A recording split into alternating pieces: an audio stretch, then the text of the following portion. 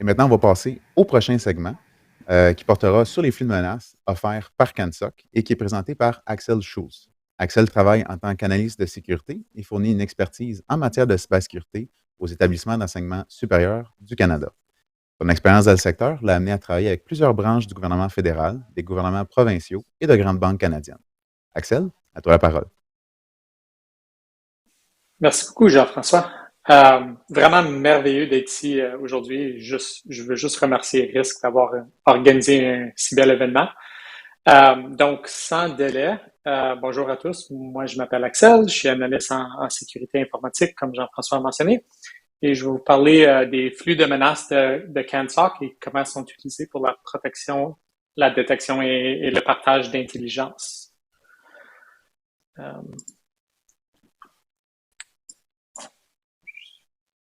Juste. Parfait. OK. Fait que j'aimerais juste commencer par prendre un moment pour réfléchir à la place qu'occupe CANSOC dans le contexte national et comment nous regardons toutes les différentes choses qui se passent, les différents services qui sont en cours, les différentes innovations et les acteurs. On reçoit souvent des questions concernant ce que CANSOC fait et comment on s'intègre dans le cadre de sécurité. Donc aujourd'hui, on va surtout parler des façons dont les flux de menaces s'intègrent dans ce cost state. Mais je veux souligner deux choses avant. La première, c'est que les efforts qu'on fait dans le cadre au niveau supérieur et que nous pouvons faire nous-mêmes. Le nous, c'est un peu... on parle étant les institutions individuelles qui participent, mais nous avons maintenant un certain nombre d'institutions à travers le pays qui participent à un nombre différent de services. Et quel que soit le stade où nous sommes dans nos parcours de sécurité, nous avons toutes quelque chose que nous pourrions améliorer. Les institutions qui font ça depuis un certain temps reconnaissent que les investissements que nous avons faits pourraient être meilleurs.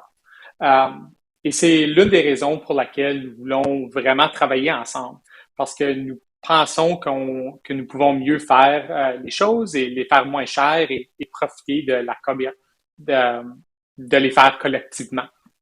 Fait que l'autre affaire dont je veux parler, c'est toujours faire ça en partenariat. Donc, l'image ici représente que certaines des pièces du cost state qui nous aident à sécuriser le secteur, les efforts déployés par les partenaires du IRN, IRE comme RISC, CIRA, CCCS et d'autres montrent que nous travaillons tous très fort pour fournir des services en cybersécurité qui vont contribuer à la communauté. En réalité, nous sommes tous ici parce que nous partageons un objectif commun, puis c'est de savoir à contribuer et à renforcer la sécurité pour tout le monde. Et c'est un des grands objectifs de CANSOC. C'est vraiment de faciliter le partage d'informations sur les menaces et aussi de juste aider les institutions comme l'on peut. Donc, on entend souvent parler, c'est quoi CANSOC? Et dans le cadre de NIST, il y a 5 grandes catégories qu'on parle souvent de. C'est l'identification, la protection, détecter, répondre et récupérer. Puis CANSOC veut vraiment travailler dans tous ces domaines jusqu'à un certain point, mais on spécialise vraiment dans la détection et la réponse. Vous allez voir aujourd'hui qu'avec les flux de menaces, ils font plus rapport avec l'identification et la protection de les risques qui sont dans l'environnement. Mais on s'attaque surtout jusqu'à un certain point aux 4 premières catégories. Fait que ça ici, c'est vraiment un aperçu de base du fonctionnement du service de flux de menaces. Sur le côté gauche, nous avons les différentes sources d'intelligence que nous ingérons dans le système présentement.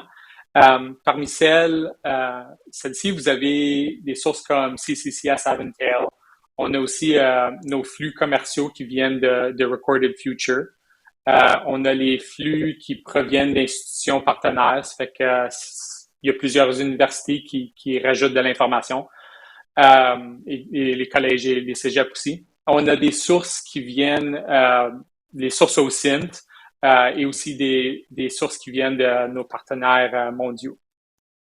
Fait comme j'ai mentionné, l'un des principaux objectifs de CANSOC, c'est de faciliter le partage des informations des menaces avec les partenaires. Ça fait que vous allez remarquer que dans ce graphique, les institutions partenaires et les sources mondiaux ont des bulles supplémentaires sur la diapositive. C'est vraiment juste pour souligner le fait que les meilleurs renseignements sur les menaces que nous pouvons obtenir sont souvent ceux qui proviennent de la communauté. En partie parce que lorsque nous commençons à additionner tous les établissements d'études et que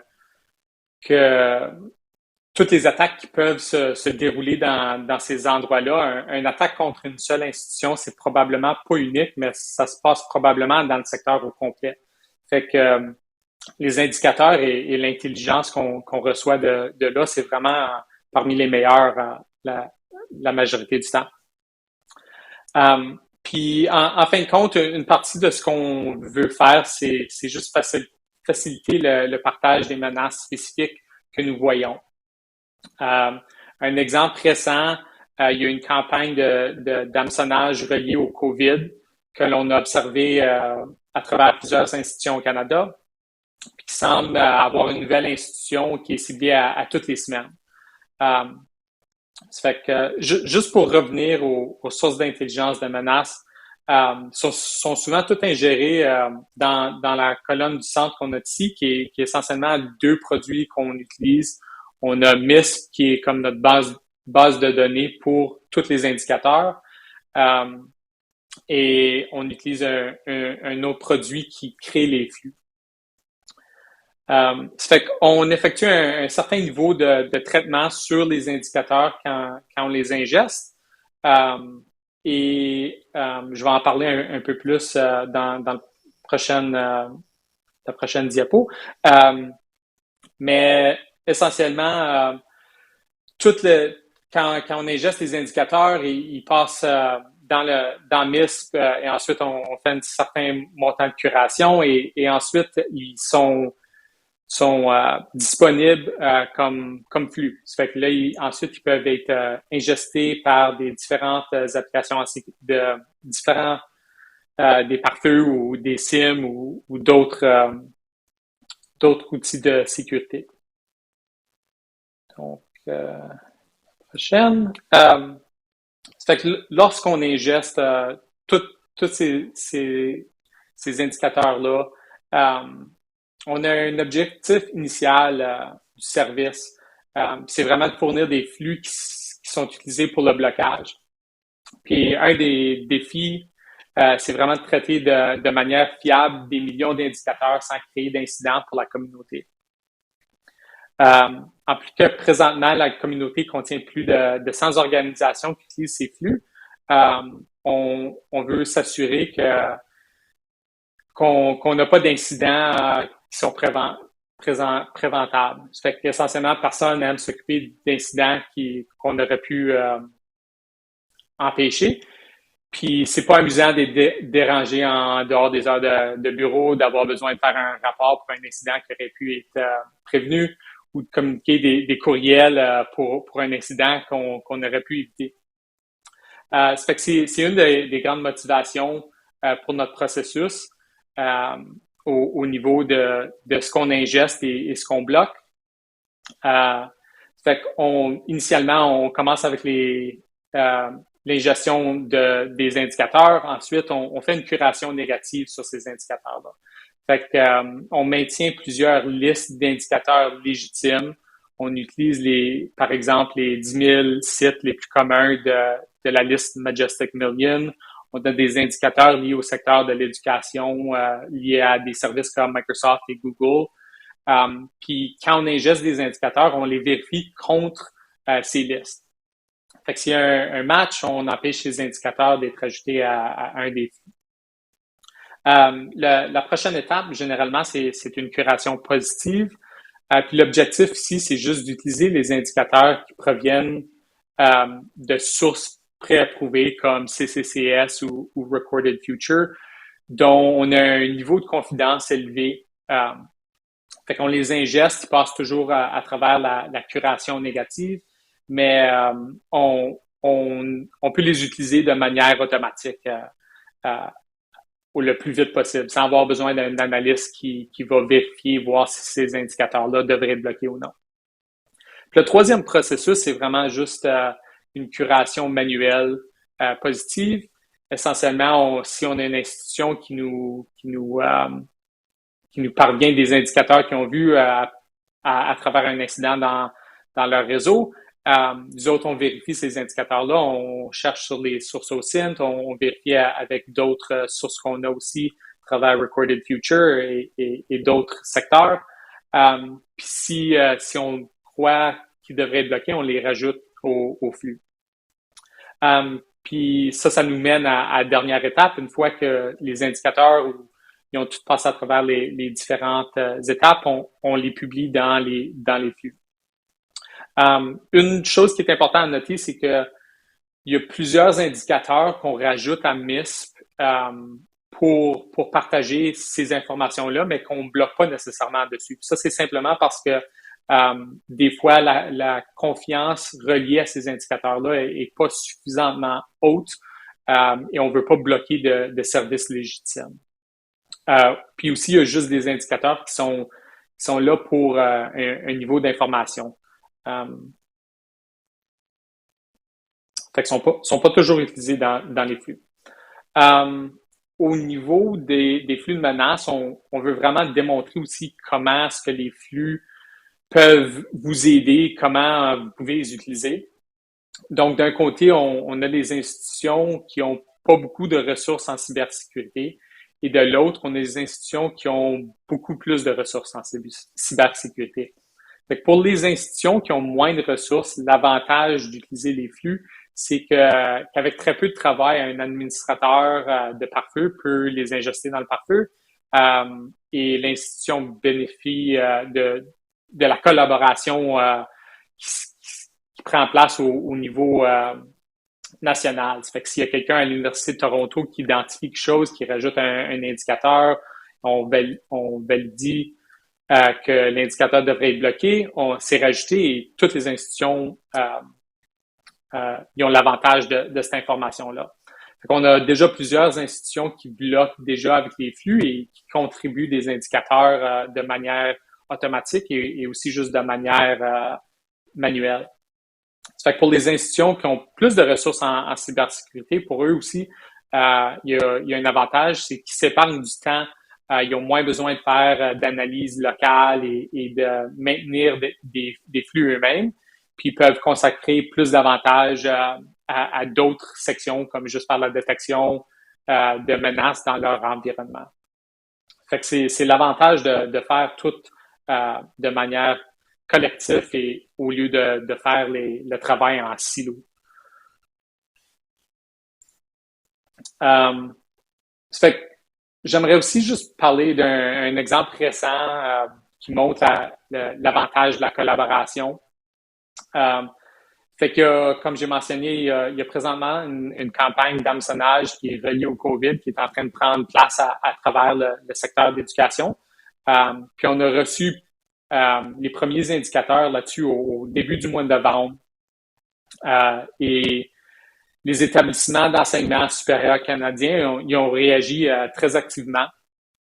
Nous avons vu qu'il y avait une réponse partagée parmi les participants. Ça fait que on a eu plusieurs organisations qui ont contribué des indicateurs. Puis pendant ce temps, CANSOC, on regroupait les indicateurs de diverses institutions.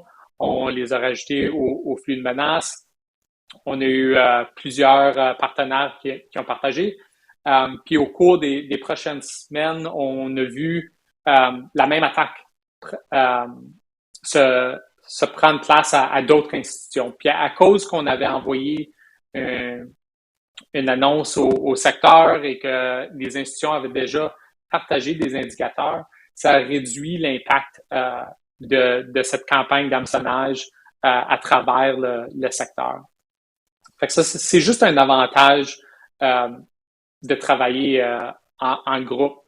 Fait en contraste, une réponse individuelle aurait exigé beaucoup d'efforts de la part des équipes de sécurité individuelles. Fait que si une université n'aurait pas partagé cette campagne initiale-là avec CANSOC, on n'aurait pas pu partager avec la communauté, puis la communauté aurait toute travaillé en silo individuel sur un problème qui a eu quand même assez d'impact dans la communauté. Fait que ça, c'est un des grands avantages d'utilisation des flux. Ça m'emmène essentiellement à ma dernière diapo. Au niveau du soutien, on utilise principalement Slack. J'ai aussi ici l'adresse courriel qu'on utilise pour CANSOC. Fait que si vous avez des questions, vous pouvez nous rejoindre là. Mais je crois que la majorité du support au niveau des flux, ça va être un mélange entre risque et nous autres au niveau du support. Fait que c'est ça pour ma partie. S'il y a des questions, je suis bien content de les répondre. Merci, Axel. On va attendre un petit peu, laisser le temps aux gens de poser leurs questions.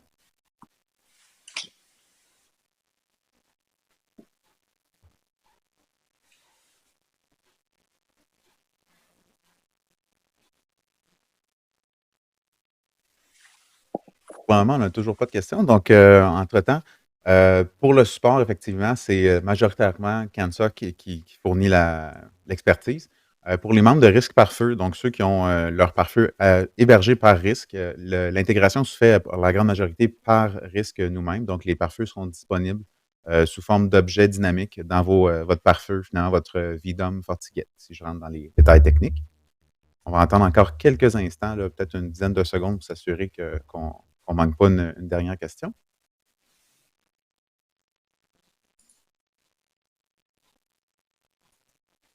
Je crois que Syrah a complètement vidé la réserve de questions du public. Axel, je te remercie beaucoup pour ta présentation. C'est un projet que le risque, on aime beaucoup promouvoir parce qu'entre autres, nous, on trouve que c'est excusez-moi l'anglicisme, un quick win, là, dans le sens que c'est une configuration qui est quand même simple à implémenter. Puis après ça, c'est des retours automatiques. Donc, j'espère que les institutions vont pouvoir rejoindre le programme assez vite. Oh, j'ai une question ici. Donc, comment fait-on pour accéder à vos flux pour l'intégrer dans nos pare-feux? Exemple, WatchGuard. Oui, ça fait qu'on a des différents documents d'intégration. Essentiellement, c'est juste une coupe de configuration. On a deux flux principaux. On a une générique et une phishing. Puis c'est juste au niveau, il y a un mot de passe et un nom d'utilisateur. Vous faites une configuration assez simple. Et ensuite, vous appliquez ça à une règle pour votre pare-feu comme vous voulez. Mais au niveau d'accéder, c'est juste faire une requête, je sais pas, à travers Risque ou sinon par courriel à CANSOC, le courriel que j'avais avant. Puis on peut commencer le processus comme ça. Parfait. Je vais attendre de voir s'il y a une dernière question qui arrive. Je crois que c'était la seule. Donc, encore une fois, Axel, merci beaucoup pour ton temps. Puis on va sûrement se discuter sur le canal Slack dans l'intégration des flux de menaces pour nos membres. Merci beaucoup. Salut. Salut.